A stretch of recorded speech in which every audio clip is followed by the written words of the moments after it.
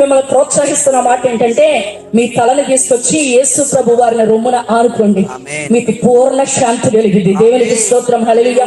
మీకు ఎన్ని భారాలు ఉన్నాయో ఎక్కడ పడితే అక్కడ తల పెట్టకూడదు. అర్థమైందా? ఒక ఆయన ఉన్నాడు పాత నిబంధనలో, ఆయన పేరు సంసోను. ఆయన తలను తీసుకెళ్ళంటే ఎక్కడ పెట్టాడు? ఒడిలో పెట్టాడంట. ఒక ఒడిలో, వేశ్య ఒడిలో పెట్టాడంటే కళ్ళు పోయిన గుడ్డివాడికి అయిపోయాడు, దర్శనం పోయింది. కానీ ఈరోజు నీ తల ఎక్కడ పెట్టాలి? ఎక్కడ పెట్టాలండి? యేసు రొమ్మున ఆనుకోవాలి. దేవునికి స్తోత్రం, హల్లెలూయా. ఏమండి, మొన్న ఈ మధ్యనే ఇందాక చెల్లితో చెప్తా ఉన్నాను. ఏమనంటే, ఒక ఆమంట తల తీసుకెళ్ళి ఎక్కడ పెట్టిందంటే, అది ఏంటిది, అది స్నాప్ షాట్ అంట. స్నాప్ షాట్ ఏంటి, దేవుడు కృపను బట్టి మాకు తెలియదు. ఆ స్నాప్ షాట్ లో పెట్టిందంట తలకాయ తీసుకెళ్ళి. ఈ మధ్య ఎవరు చూసిన మొహాలు తలకాయలు ఎక్కడ పెడుతున్నారు? ఫోనుల్లోనే. ఆ కళ్ళు కనపడిపోతుంటే, ఇది కళ్ళు కనపడిపోతుంటే ఎక్కడ చూసుకుంటున్నారు. అర్థమైందా? తలకాయలు తీసుకెళ్ళి ఎవరు తలకాయలు చూసినా ఎక్కడ ఉంటున్నాయి? ఫోనుల్లోనే ఉంటున్నాయి. ఆ తలకాయ తీసుకెళ్ళి ఎక్కడ పెట్టిందంటే స్నాప్ షాట్ లో పెట్టిందంట.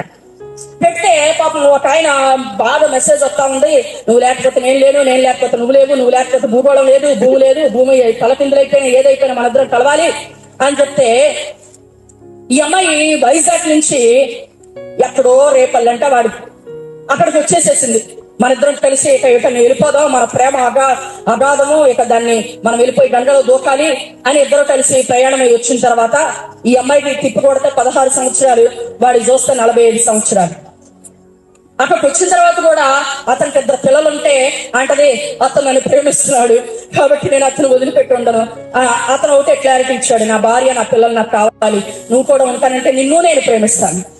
అర్థమైందా? అప్పుడు ఏం చేయాలో తెలియక, ఇక అప్పుడు ఒక వైపేమో ఇతను పెళ్లి చేసుకునే పరిస్థితి లేదు, రెండో వైపు తిరిగి తల్లిదండ్రుల దగ్గరికి వెళ్లాల్సిన పరిస్థితి లేదు. అప్పుడు విజయవాడలో ఉన్న కృష్ణానది గుర్తొచ్చి అక్కడికి వెళ్ళి తలకాయ పెడదాం అనుకుంటే, అప్పుడు ఎవరో ఫోన్ చేస్తే వెళ్ళి, తల్లి నీ తల పెట్టవలసింది ఇక్కడ కాదు, యేసయ్య దగ్గర నీ తలను పెట్టగలిగితే ఆయన నీకు పూర్ణ శాంతినిస్తాడు. దేవునికి స్తోత్రం, హల్లెలూయా.